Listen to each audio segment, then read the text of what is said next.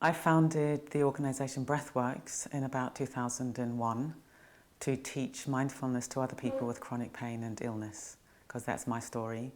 I'd injured my spine many years ago. And Breathworks, it started very, very tiny. It was just me and one assistant doing one class a week for about 10 people. And that was all I could manage at that point. My back was very, very bad. It was worse than it is now. And also I didn't know if I could do it. I didn't know if I had the skills. I didn't know if I had the physical resources. I didn't know if other people would like it. I didn't really know anything. But I just wanted to have a go, just to see what would happen if I tried to teach what I'd learned through my own life experience over 20, 25 years, to see if that would be useful for other people. And quite quickly I discovered that it was, which was really amazing for me. It meant that I had a way of offering something to the world based on my own experience. A lot of suffering, a lot of loss, a lot of a sense. I didn't know how to contribute to the world, and I really wanted to contribute to the world. So I tried out these little classes, and people really benefited. And that was in 2001. Then in 2002 I had more major surgery to my spine, had to have a year off. And then in 2004 I was joined by two very, very experienced meditation teachers, Sona Fricka and Gary Hennessy. And that's when we formed the company, Breathworks. And we started running courses, doing some retreats. And quite quickly we realized that the best way to offer this to the world was to teach other people to teach it. 3 people in Manchester. It was a drop in the ocean. We could do something good, but it was going to be very limited. So we decided to become a teacher training organisation, and that's when we began developing our training programme. And since then we've been running several retreats a year, every year, since 2004. We now do 5 a year in the UK. Then I do one in Australia with Sona, and Gary comes to Sweden. Sometimes we go to Holland, Germany, many different countries. And we've now got trainers in 15 countries, it is amazing. I was this woman, about 40, disabled, didn't know what I was going to do with my life, didn't know if I had anything to offer the world. And just through these tiny little beginnings, 1 class a week, which I found, very demanding physically. And now we've got this program all over the world, or not all over the world, but across the world. We've got trainers in many different countries, making the lives, people who are living with chronic health problems, chronic pain, we're making their lives better. I first came in touch with mindfulness when I was in hospital, when I was 25. I'd had a spinal injury when I was 16 in 1976, when I was lifting someone out of a swimming pool doing life-saving practice. And at that point I'd been extremely fit. I was athletic, mountain climber, I had my life ahead of me, I was bright, I was going to go to university, all those things. And then I lifted someone and one of my vertebrae split in 2. So then I had months in a plaster cast, and then I had to have 2 big operations when I was 17. So my education got interrupted, I never went to university, and I had to completely stop all my sporting activities. So it was a very major life-changing episode. And after that I got into photography and film and became a filmmaker and a film editor. And then when I was 23, I was a passenger in a car accident and I fractured the middle of my spine. So that was, I sometimes say, 1 accident is unfortunate and 2 accidents is careless. But I wasn't even driving, it really was tremendously bad luck. And after a couple of years after that accident where I went back to work, I was trying to work as a film editor still, 60 hours a week, incredible pressure, because I did really love my job.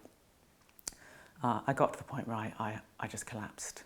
I had a physical and I would say a mental collapse really. I'd pushed myself so hard, there was just nothing left. And I found myself in hospital, and the outlook wasn't very good. You know, I was being told, really, you've just got to learn to live with your disability, live with your pain. There's nothing medically that can be done. And I think they didn't quite know what to do with me. Here I was, a 25-year-old girl, really, bright, not really managing my life, that was obvious.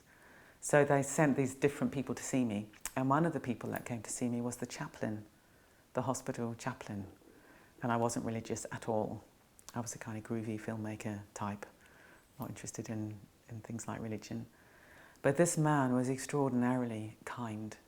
He came and sat by my bed, he held my hand, and he asked me to remember a time I'd been happy and a place where I'd been happy.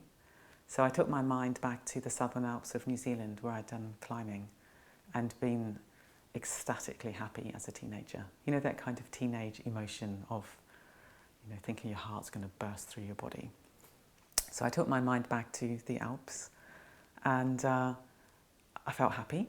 And then he brought me back to my hospital bed, and I felt completely different. So I was still the same girl lying in the same hospital bed. His visualization meditation probably took 10 minutes, but I felt really different. So that awoke a tremendous curiosity in me about the mind. You know, he'd done something where he just asked me to place my attention or my awareness on something other than my pain, as it were, and I came back and I felt different. So that awoke in me a real hunger for meditation. But I'd like to say that what we teach at Breathworks and what I found to be most useful is not that kind of visualization meditation, because that can be escapist. So you sort of take your mind somewhere else and you have a great time, and then you come back, and it can be quite shocking to sort of come back into the reality of the present with lots of pain. So with mindfulness meditation, which I came into later, it's much more about staying really in the present, coming into the body, coming into your experience, softening all the kind of resistance to the experience, seeing into the fluid and changing nature of experiencing the body, opening to the pleasant things that are always there. Even lying in a hospital bed, there's something pleasant, holding both, and kind of resting in a much more fluid and open experience of the moment. So although that hospital chaplain awoke in me this hunger to investigate my mind, mindfulness meditation itself I came across later, mainly through Buddhism.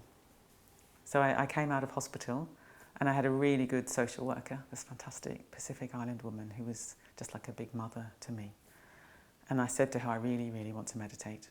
And this was in the 80s, when meditation was quite not popular. It was still considered quite weird. And I said to her, I really want to meditate. I want to investigate my mind. So she brought me lots of books and tapes, things like that, about meditation. And after a couple of years, I had a friend, and he said to me, I'm going on a Buddhist retreat this weekend. Do you want to come?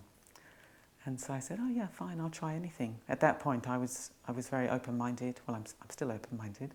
But in a way, it was obvious to me that my habitual way of living hadn't worked. You know, I'd just driven myself into the ground, and I had loads of pain.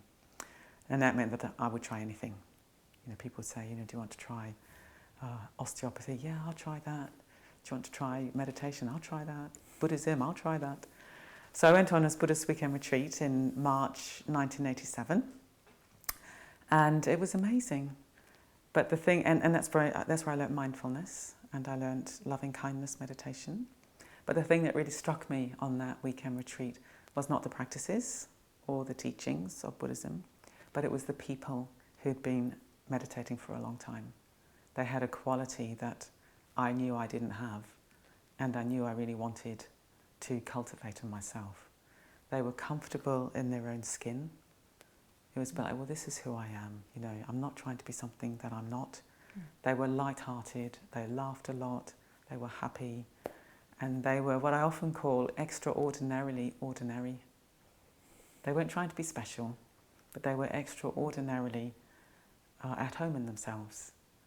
And that's when I really got the bug. That's when I really thought, this is what I need to do with my life. And that's when I started doing mindfulness meditation and loving kindness meditation in 1987. And it was out of the period since then up till 2000, meditating daily almost, and then also figuring out how to apply it to my own pain. That's what Breathworks arose out of, the coming together of these two threads in my life, mind training and heart training, and living with a body that's very uncomfortable and limited in what it can do.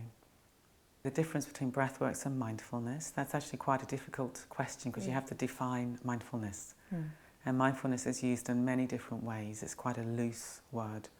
So John Kabat-Zinn, who's the founder of bringing mindfulness into Western healthcare, he says it's a placeholder for the entire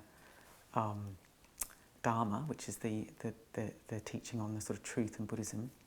So he would say, well, everything is mindfulness, compassion is mindfulness, ethics is mindfulness. Of course, some people who are a bit more scholastic, they would say, well, there's mindfulness, and then there's loving kindness, and then there's ethics. Anyway, at Breathworks, we place an equal weight on awareness training, becoming aware of your experience, and cultivating compassion, which is where you're actively cultivating compassion and care towards yourself, and compassion and care towards others. So we're trying to provide quite a whole training. So there's mindfulness training, there's compassion training, and we have a big emphasis on mindfulness in daily life. How to bring what you're cultivating on the meditation cushion or your chair into your daily life. Because what I observed in my own experience, and many of the people that I knew, is people would meditate for, 30, 40 minutes a day, and then they spend the rest of the day unaware. So you're meditating and you might come back to a centered place, you feel quite calm, and then within an hour of your practice finishing, you're on your emails, you're doing 10 things at once, you're stressed, you're frazzled, you're arguing with people. And then all that meditation becomes is a kind of salvage operation of the wreckage of your life. And if you've got chronic pain or chronic health conditions, it's even more important to bring awareness into how you move in daily life, how you behave in daily life, when you rest, when you exercise. An obvious question to ask is it threatening to people with chronic pain to ask them to turn their attention towards their pain? And of course it would be if we just said to people on the first week of a class, okay, now we want you to turn towards your pain, what's happening? In a kind of bossy tone of voice. That would be awful for people, it would be too much. So what we do is we say to people, there's these lovely mats on the floor, they're really comfortable. Would you like to lie down? We'll help you lie down if that's difficult for you. If you can't lie down, stay in the chair, that's fine. Would you like a blanket? Is your cushion at the right height for your head? We get them really comfy, and then we do a body scan meditation, which is where you very gradually rest your awareness in all the different parts of the body, so that it's guided. So you just guide people through the whole body, and they end up deeply embodied and deeply with their body as it is, which will include pain. And so they're having an experience of turning towards the pain rather than being instructed in a kind of, I don't know what the word is, rather than being told. And that, we're not telling people to turn towards the pain, but we often call it coming in through the back door. So you do the body scan and you end up in a new relationship with your pain, but you don't quite know how it's happened.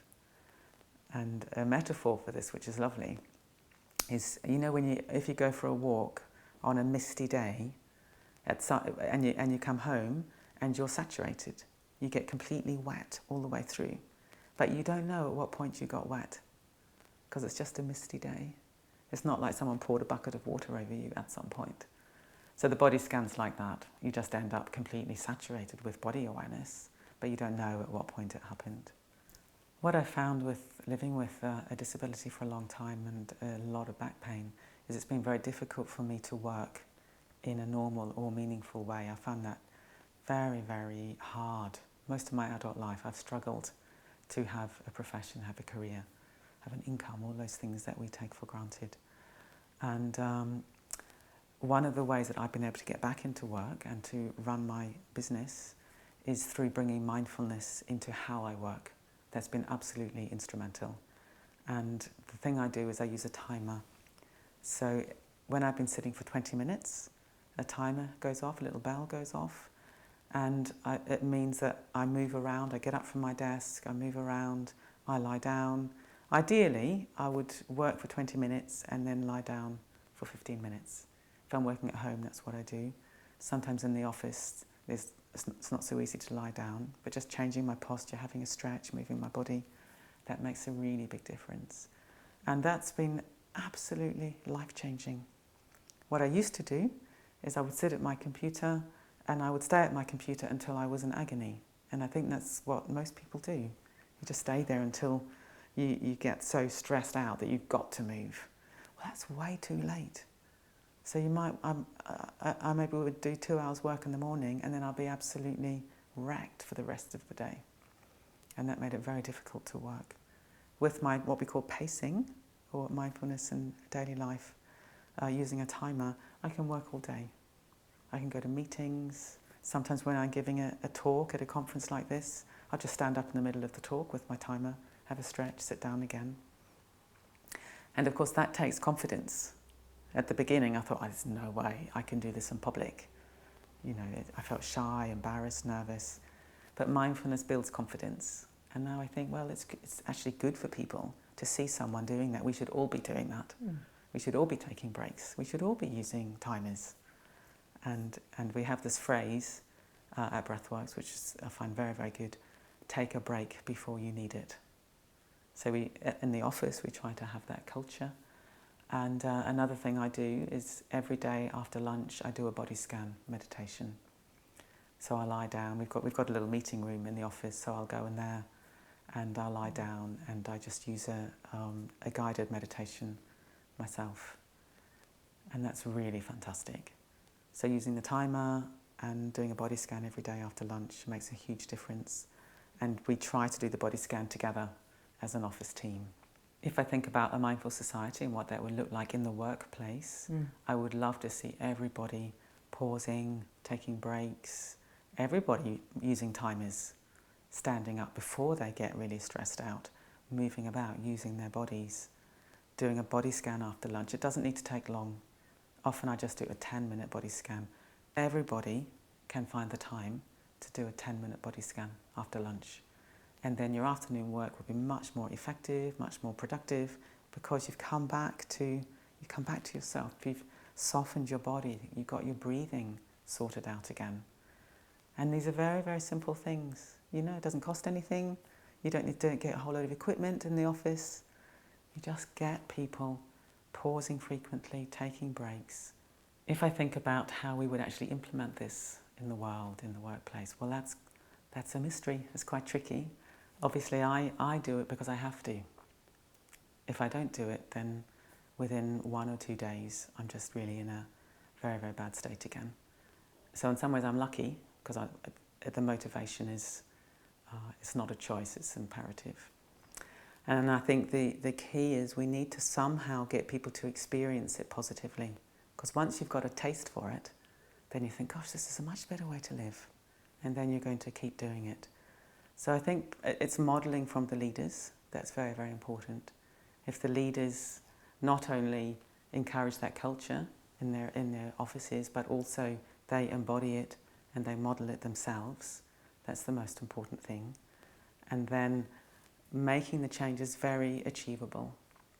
You know, anybody can have a timer on their desk and stand up after 20 minutes. Anybody can do that. And I think ideally in the workplaces you'd have a room where people could do, body scan meditation after lunch. That's not that difficult to achieve. Most offices have got meeting rooms, that kind of thing. I mean, our meeting room's tiny. And we go in there and we stick our legs up on chairs because there's not room for everybody to lie down. And that's fine. So I think it's mainly from the leaders embodying an enthusiasm for it, a belief in it, and embodying that it works. That's the most important thing. If you see somebody and they've got a kind of radiance about them, they've got a peace about them, they've got a sense of initiative, a sense of they're not victims to their own life, but they're in the driving seat of their own life, and they're valuing clarity of mind, warmth of heart, taking breaks, then that will change a culture.